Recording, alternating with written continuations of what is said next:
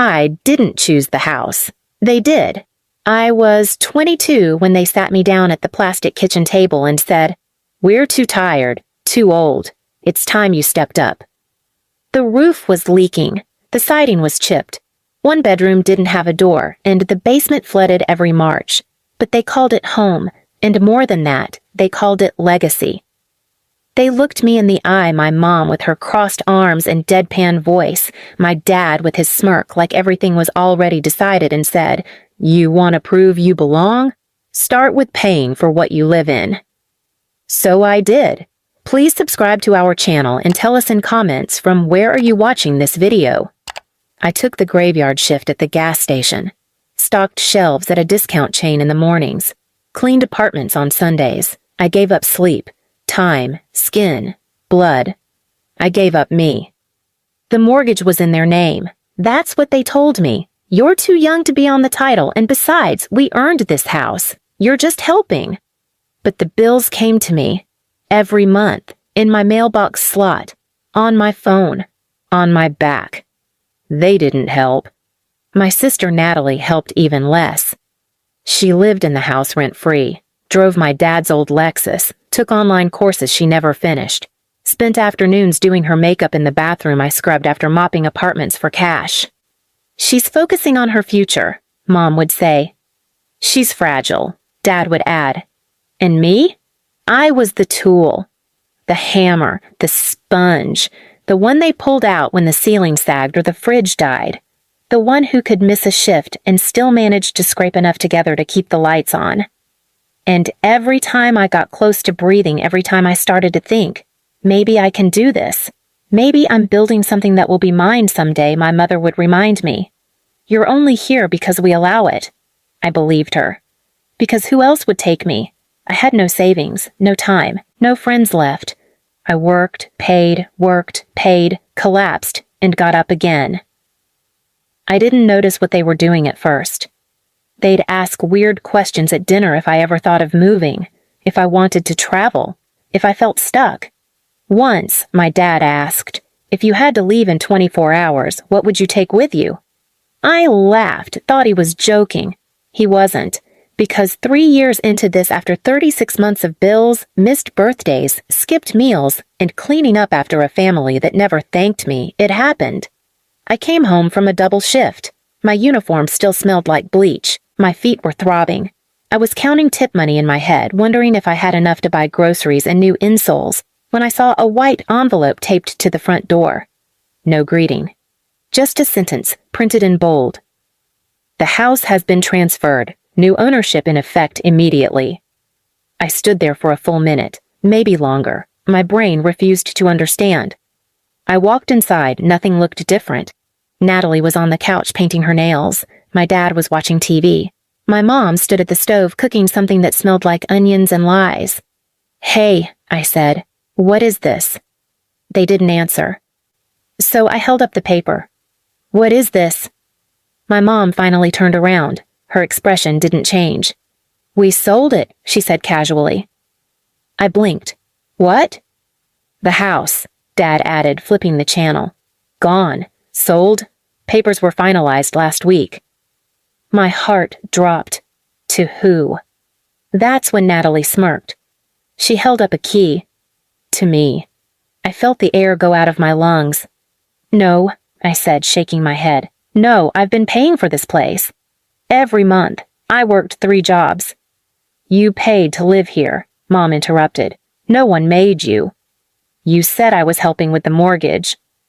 "And now we don't need help," she said, like it was simple math. "Natalie's ready. She's focused. She's been planning for this." "Planning?" I laughed dry, angry. "She doesn't work. She doesn't even know how to unclog the damn sink." "She doesn't have to," Dad said. "She's not useless." That word, that sentence. It dropped on me like a steel beam. "She's not useless." Like I was. I stared at them, the people I fed, cleaned for, paid bills for, sacrificed my life for, and realized they hadn't just sold the house behind my back. They'd sold me. They'd sold the lie that if I just kept grinding, I'd someday belong. Natalie twirled the key on her finger. "You'll have 10 days to move," she said sweetly. "As the new owner, I'm giving you until next Friday. After that, you're trespassing." I felt something inside me split. It wasn't grief. It was the death of delusion. I wasn't their daughter. I was their labor. I turned around, walked up the stairs, packed a duffel with my clothes, my chargers, and the photo of me and my dog from when I was 12, the last time I remembered smiling in that house. I didn't speak. I didn't cry. I didn't scream. Because none of that would hurt them. Not like what was coming next. I moved out that night. Not 10 days later. Not next week. That night. I left the keys on the hallway table, the ones they made me use to unlock the back door while Natalie always walked through the front. I didn't leave a note. I didn't even take everything. Just the things that reminded me of who I was before they made me feel worthless. An old notebook, a chipped mug from my first job, and Caleb's art box. Yes, Caleb. Because he existed even if they pretended he didn't. My son, my reason, my silence, my strength, and my biggest shame in their eyes. They never called him by name. He was it. That boy. The reason she failed. They made me raise him in the attic, called it your space, like they were generous for letting us live up there with the spiders, and no heat. Now we were gone.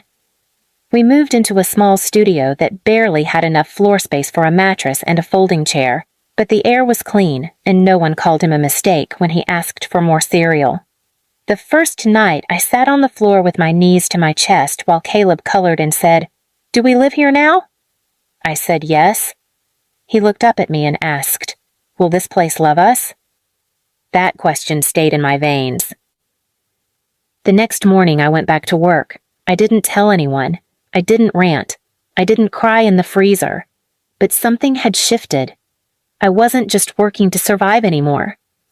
I was watching. Listening. Not just to my own life, but to theirs. Because the thing about people like my parents, people who build their house on lies, is that they're loud, sloppy, arrogant. And Natalie? She was the loudest. Within days, she posted a selfie on the front porch of the house, finally owning something real. Home sweet home, earned it, with the same potted plant I used to water every morning before work. I felt the anger rise again, but this time it didn't crash. It simmered. That same week, a woman came into the store while I was restocking. Mid-50s, designer bag, too much perfume. She looked around, then asked to speak to the manager's daughter. I stared at her. "I'm sorry." She said, "The woman who used to own the house on Grant, red shutters, told me her daughter was handling the down payment for her sister's future." I blinked slowly. My chest tightened. "She said you'd be working here, that you could give me a character reference for the loan." That's when I knew. They weren't just lying about the sale. They were using my name, my job, my image as the hard-working daughter to prop up Natalie's fraud. I kept it professional. "I'm afraid you'll have to reach out to them directly," I said with a smile. She left, disappointed. I ran to the break room, locked the door, pulled out my old notebook, and started writing. Because now, I had something I didn't have before. Proof. I started connecting the dots. Natalie had no income, no job history, no credit. But the loan had gone through, which meant someone vouched for her. And I knew exactly who that was. Mom. She'd lied to the bank. She'd signed in my name, used my check stubs, maybe even used my ID. And that's when the idea was born. I didn't want the house back. It was never really mine. But I wanted to make sure they'd never sit comfortably in it again. Not Mom. Not Dad. Not Natalie with her potted plants and fake inspirational quotes. So I made one call. To my friend Amber, the one they always called a bad influence because she wore ripped jeans and studied accounting at community college. She picked up on the first ring. "Is this about your family finally getting what they deserve?" she asked. I smiled. Yes. We met after her shift. I brought the notebook, the timeline, the witness, the signatures. Amber brought her laptop. She didn't hack anything. She didn't break any laws. She just did what they always underestimated women like us for. She read the fine print. Because the house transfer, it wasn't clean. There were irregularities, forged employment records, falsified joint documents, income statements from accounts that didn't exist, enough to raise flags. Amber drafted a report, not for the bank, not for the police, but for someone who cared more than both, the loan insurance auditor, the silent assassin of mortgage fraud. And once we sent it in, we waited. 10 days later, Natalie posted again. This time her caption was short. Some people can't stand to see you win. Jealousy is ugly. But I didn't respond. I didn't need to. Because behind the screen, the house was already slipping through her fingers. I didn't celebrate. Not when the second letter arrived at the house. Not when Natalie's smug porch selfies disappeared. Not even when the foreclosure notice was quietly pinned to the front door with a yellow strip that read, Lender Review Pending Fraud Alert. I didn't smile. But I did sit across the street in Amber's car the day it happened. The morning was gray, the kind of dull sky that feels like paper soaked in cold.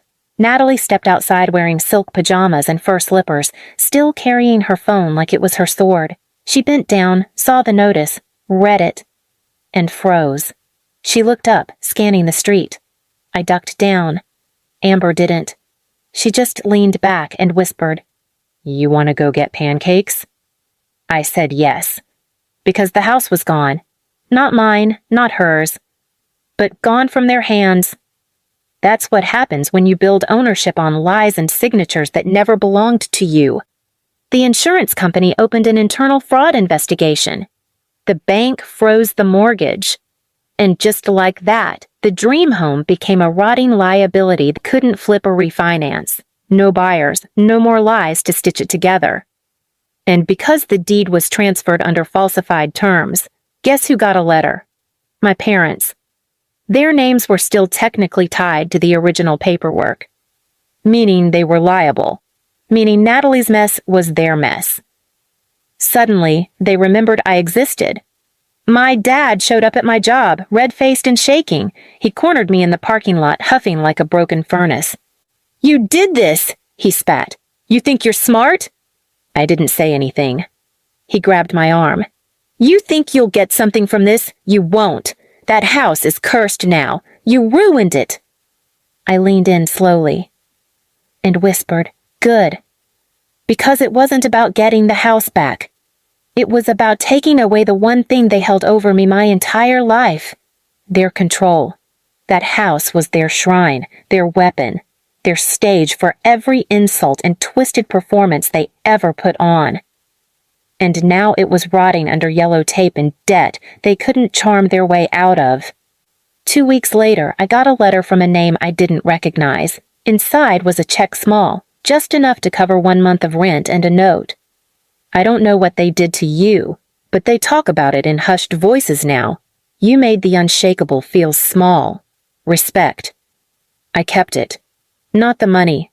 The note. Framed it. Hung it over the kitchen sink. Because in this new place, this small studio that smelled like freedom, I didn't need big things to feel safe. I just needed space where no one questioned my worth. Caleb and I built a new life, slowly. He drew trees and windows and houses that didn't have monsters in them. And on his birthday, when I asked what he wanted most, he said, "Can we stay here forever?" I said, "We'll go wherever we want, and no one gets to take it from us." As for them, the last time I passed the old house, it was boarded up. Natalie was gone. Rumors said she fled to another state with someone else's name on her lease. My mom had started telling people she wasn't feeling well these days. And my dad? I heard he started sleeping in the garage after he found out the credit line they used to build their kitchen got canceled. But I didn't chase updates. Because some stories don't need to be followed. Some stories end when the page turns not with applause, but with silence. Because when you take everything they used to trap you and burn it down without a match, that's not revenge. That's freedom. Please subscribe to our channel and tell us in comments from where are you watching